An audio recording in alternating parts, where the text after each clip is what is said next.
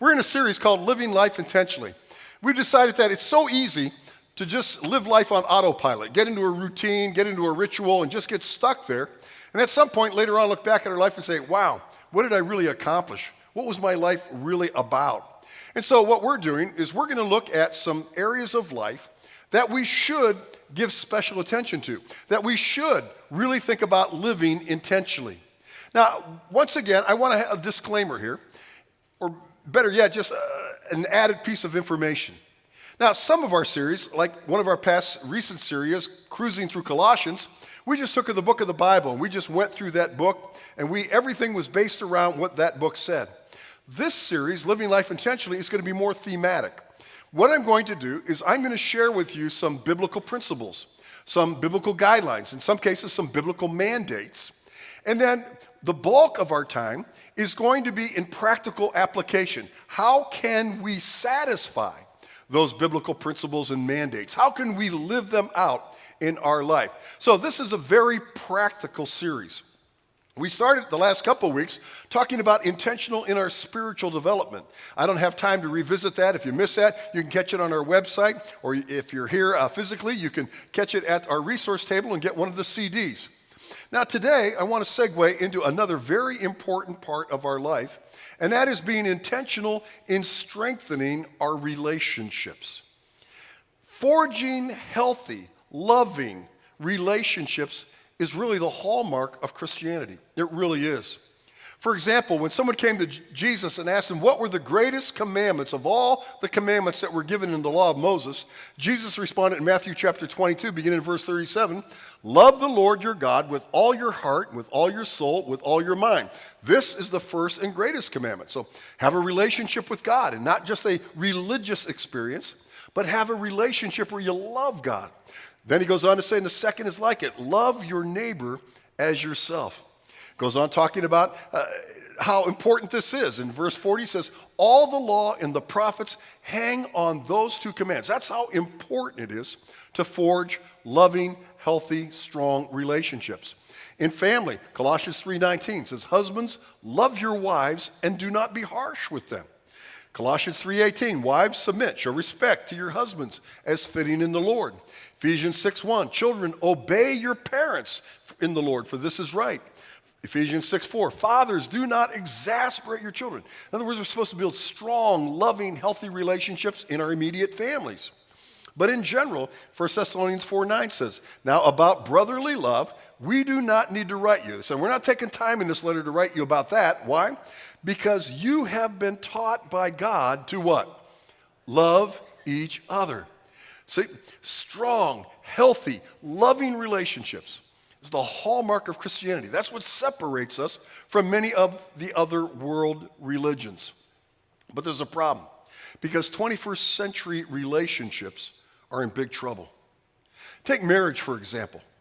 50% of all marriages in America end up in divorce.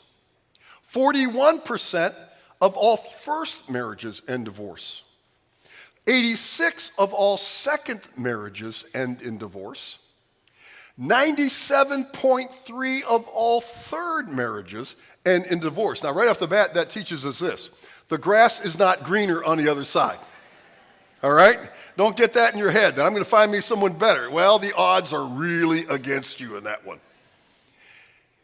Every 13 seconds, there's a divorce in the United States. Every 13 seconds. That's 277 divorces every hour. 6,646 divorces every day. 46,523 divorces per week.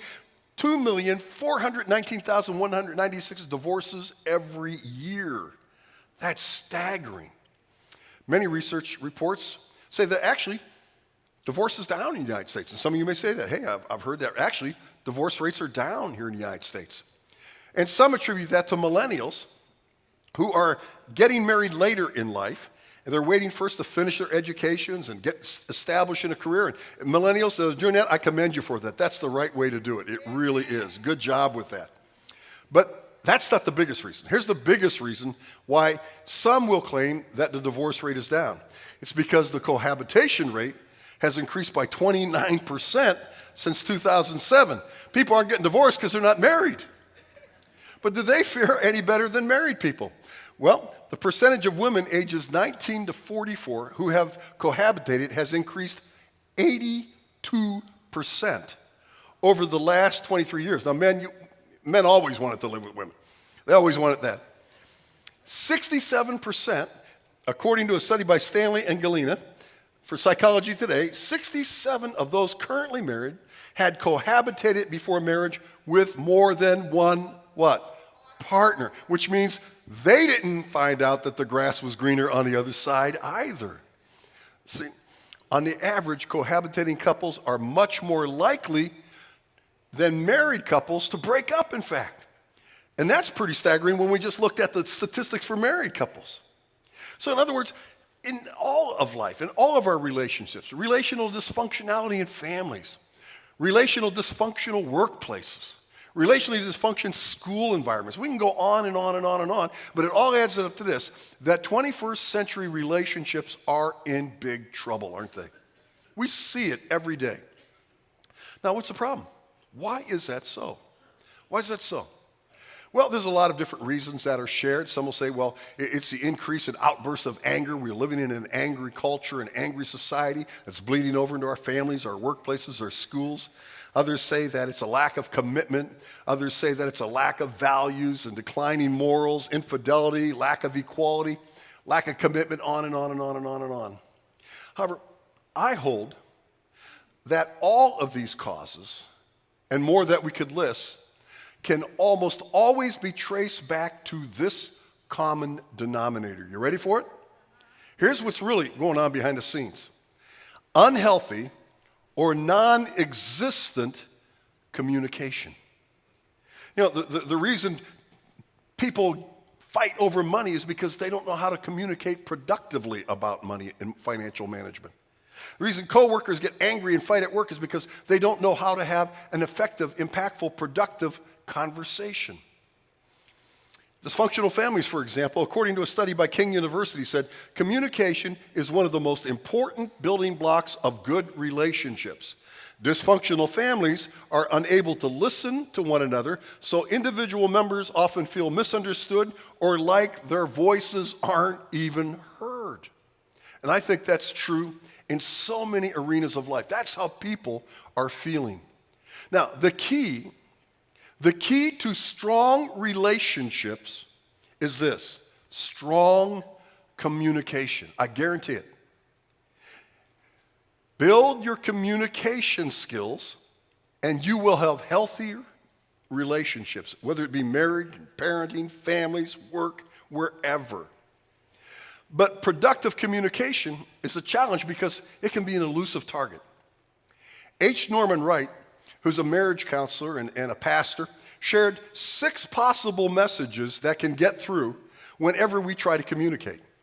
The first is what we mean to say. Let's say that we've noticed a financial trend in a couple, in a family, husband and wife. And one of them will say, hey, listen, you know, what they mean to say is, I've noticed that we've spent more money the last couple months than we've earned, and I'm concerned about that being a repeating pattern, and I'd really like us to get together and formulate a plan together of how we can change that. Now, the second is what you actually said. What you actually said is, we're spending money like a drunken sailor, and it's got to stop. The third thing is what the other person hears. The person doesn't hear, we're spending money. It says, you're spending money like a drunken sailor, and you got to stop it. See, that's what they hear. Then what the other person thinks he or she hears. Oh, I know where this is coming from. Yeah, I know where you're thinking. You're mad because I bought that set of golf clubs. And now you're trying to get back at me by pulling the purse strings tighter. Then there's what the other person says about what you said. Because anytime we leave a conflict, we always go to talk to somebody about it. We're on the phone with a parent or we're with friends or something like that, and you know what just happened? You know what he said? You know what she said? Then there's what you think the other person has said about what you said. And you're thinking, I know exactly. I'll bet you right now she's on the phone with her mother. I'll bet you right now he's talking to his buddies and he's trashing me. See, that's why we have to be intentional in developing strong relationships. It's not just going to happen because communication is too tricky and there's too many things that can go wrong. So strengthening our relationships begin with this: honing our listening skills. Honing our what skills? Oh, can we have that one more time? Honing our listening skills. Now, listening is not hearing. It's going beyond hearing. We're not just hearing what's coming out of somebody's mouth. Listening is following the thoughts and feelings of another and understanding what the other is saying and meaning from that person's frame of reference or point of view. It's really intentionally, that's what we have to do. We're talking about living life intentionally. We're talking about intentionally building strong relationships. So we need to intentionally try to understand the point of reference, the point of view the other person is coming from. James 1:19 says this: "My dear brothers," take note of this, the half-brother of Jesus says, "Listen up, pay attention. Everyone should be," read it with me, "quick to listen." Everyone should be quick to listen. One more time, everyone should be. Thank you. And he goes on to say, slow to speak and slow to become angry. That does not characterize so many of our conflict conversations. We get angry because we don't listen, and we speak too soon. In fact, we don't let the other person even finish their line of thought before we're counterattacking with something we want to say. Mike Robbins, who wrote Focus on the Good Stuff, among other books, said this: listening is not only the most important aspect of communication, it can make or break our relationships. I can't impress enough how true that is. Listening is the starting point for building healthy relationships. Sir Winston Churchill, that great Prime Minister of England who brought England through the darkest hours of World War II, said this: courage is what it takes to stand up and speak. But look what else he says. Courage is also what it takes to sit down and listen. See, it takes courage to really listen. PBS Teachers Lounge, I love what they said. Every voice matters, and listening closely to someone is an act of love. Now, wait a minute. That's the greatest commandment. Jesus said, love God. Listen to God. We talked about that. We talked about intentionally developing our spiritual life. We need to listen to God. We need to listen to the Holy Spirit. But then with each other, we need to listen. And it's a loving act. It's an expression of our love when we listen to other people. It goes on to say, it's one of the greatest gifts one person can give another. I love that. I love that image of listening is a gift I give to you. Listening is a gift of love. Now, there's two sides of the listening coin. The first is active listening. Now, the terms I'm going to use, some in the field of conflict resolution use interchangeably, but I think there's a difference. Active listening is being present in the conversation, being present in it, being physically present. That means eliminating potential distractions. Am I present in the conversation when Stella comes into the living room and I'm watching TV and starts talking to me about something that's important to her and I'm changing the remote, I'm changing channels? Am I physically present? Or are you when you're playing a video game? Or when you're on social media? See, we need to eliminate those potential distractions. We need to shut them off. Because in doing so, we are communicating to the other person, be it our spouse, our child, our coworker, a friend.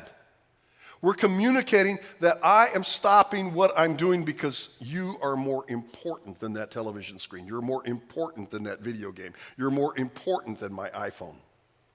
It's making eye contact.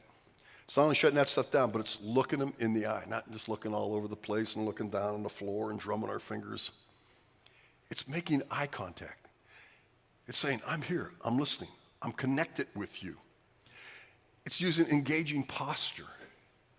Posture. It's not, kind of all over the place. It's leaning in.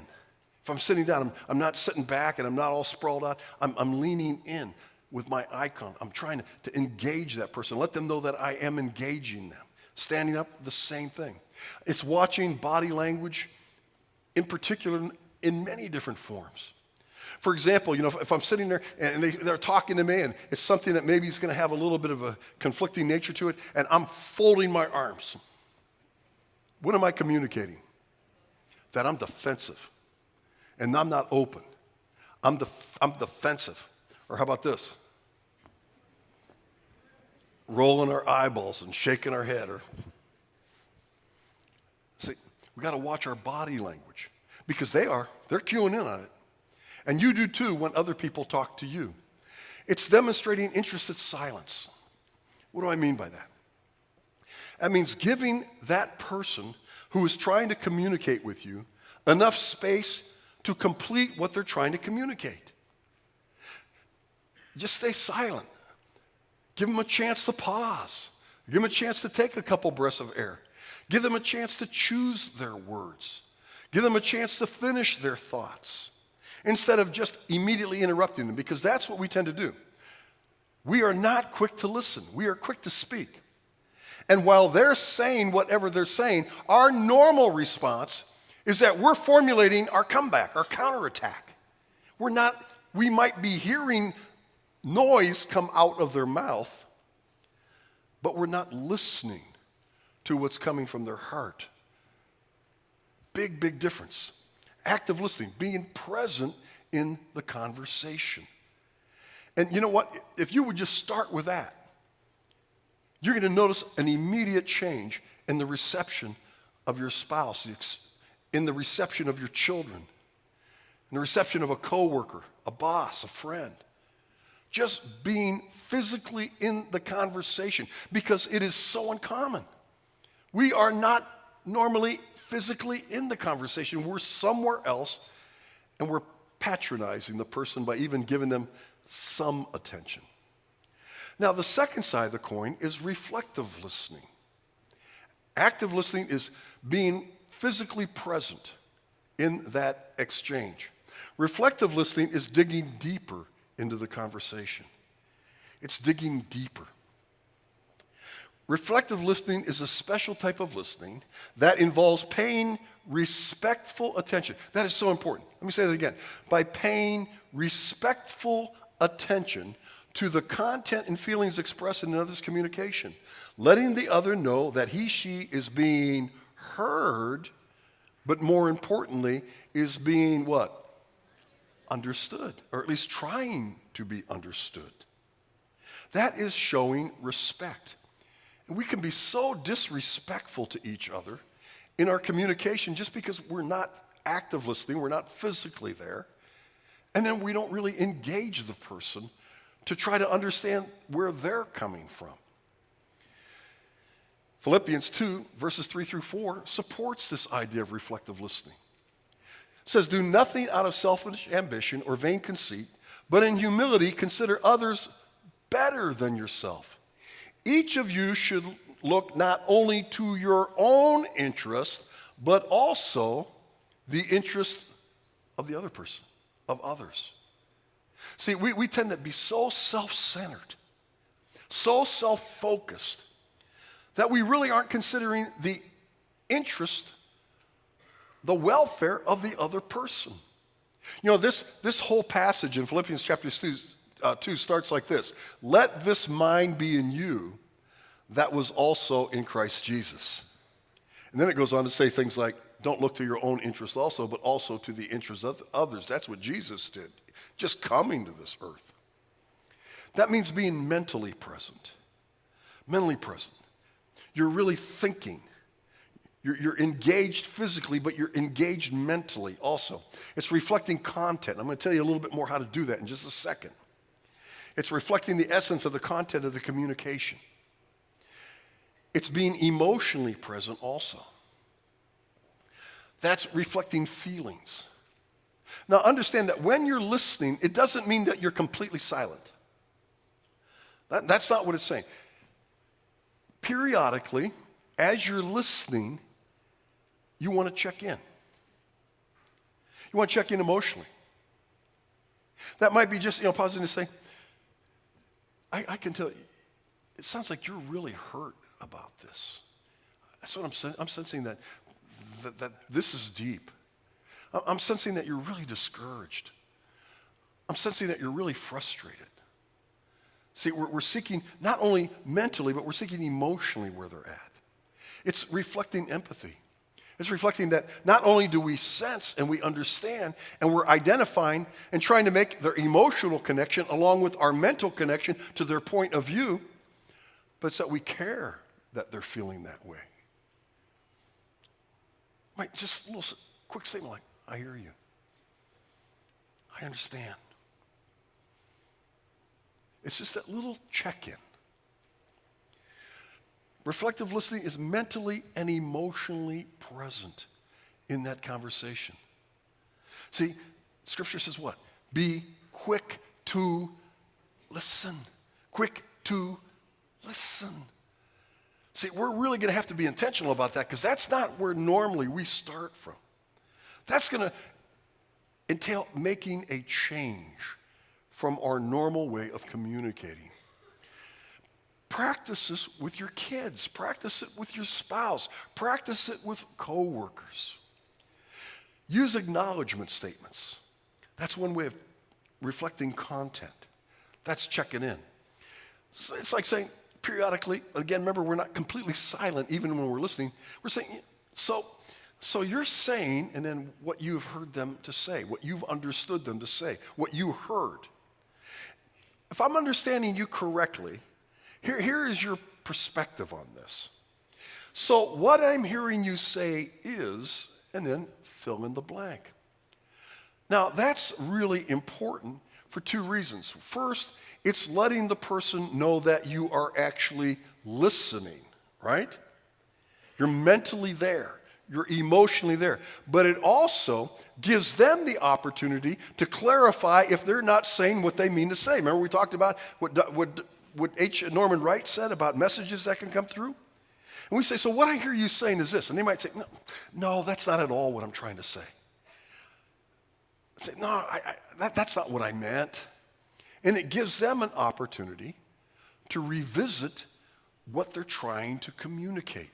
And then what do? We sit back in that interested silence and we let them recommunicate what they want.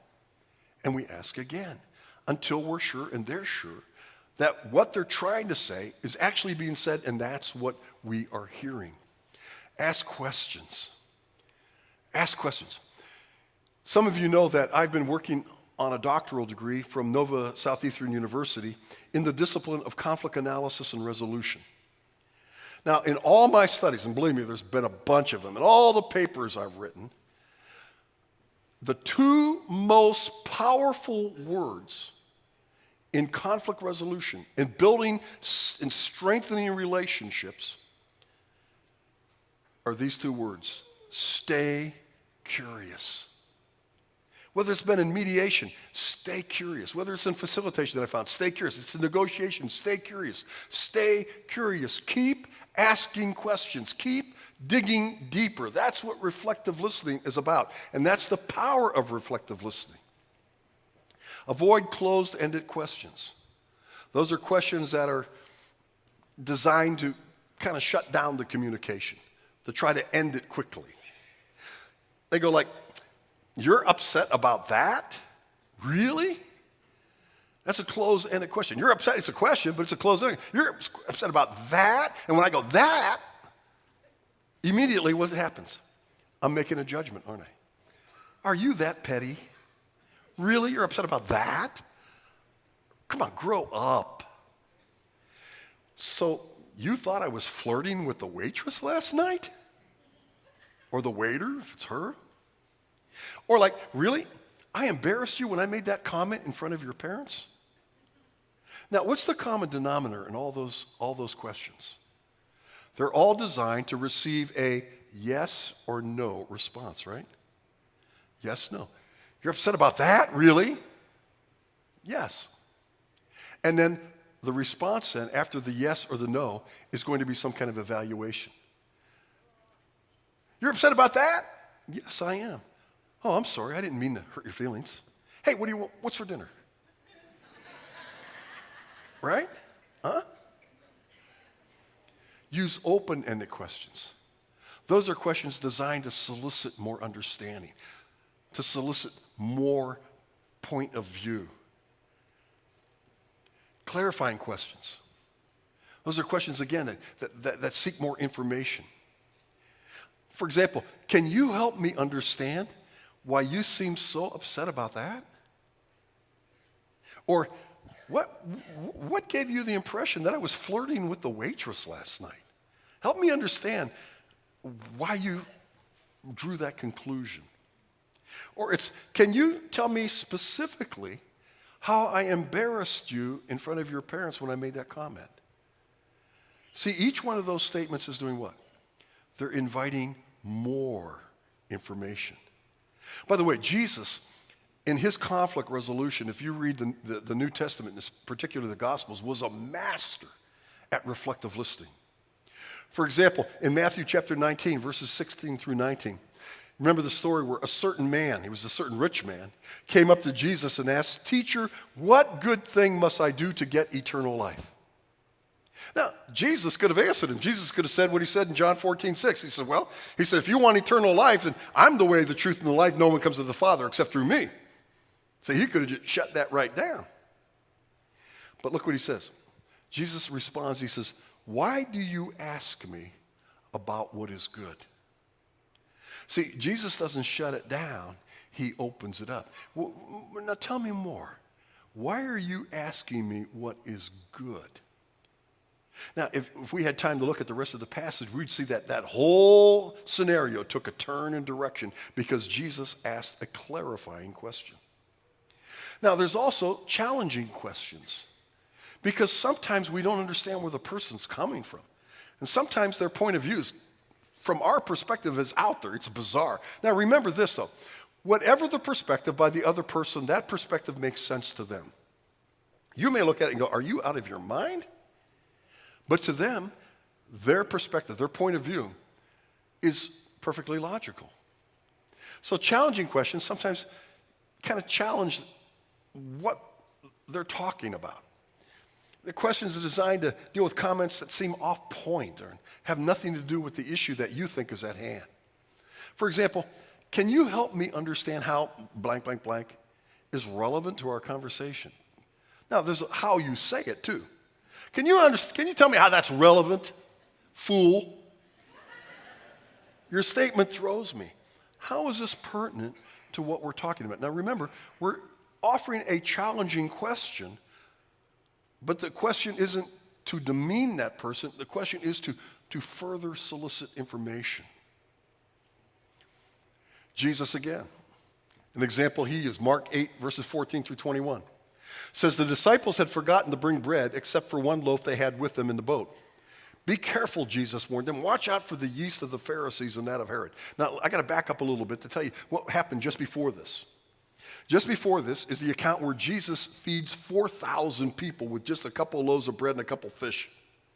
Before that, he had fed 5,000. Then immediately after doing that, the Pharisees, the religious leaders, come to Jesus and they say, "Show us some sign from heaven that you represent God." I mean, just fed 4,000 people, with a couple of loaves of bread. "Show us some sign from heaven." And Jesus said to the Pharisees, he said, "You're an adulterous and wicked generation. There's no sign for you." See, he saw beyond them what they were really getting at. So that's what Jesus says. He says, got to watch out for the yeast of the Pharisees.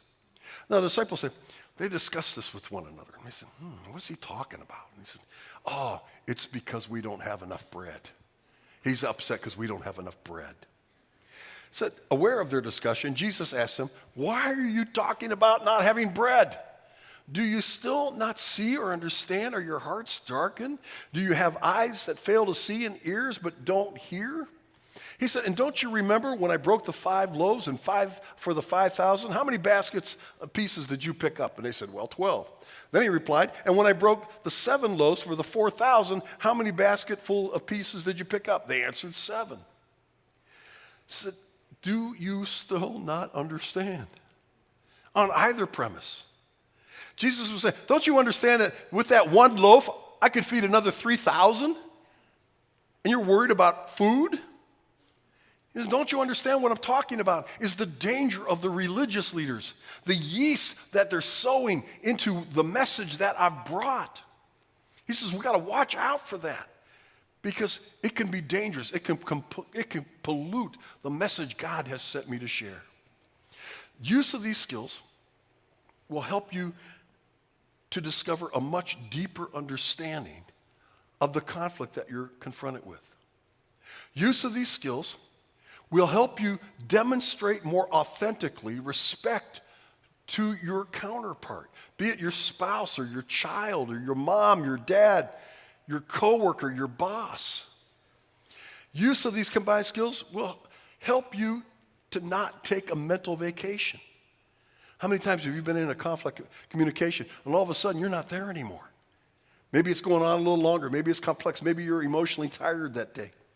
Well, having these skills and doing these skills that I'm sharing with you give you something productive to do so that you don't check out of the conversation and exacerbate the situation, because we've all been in those cases when we know the person's checked out or when they know we've checked out. And does that promote harmony?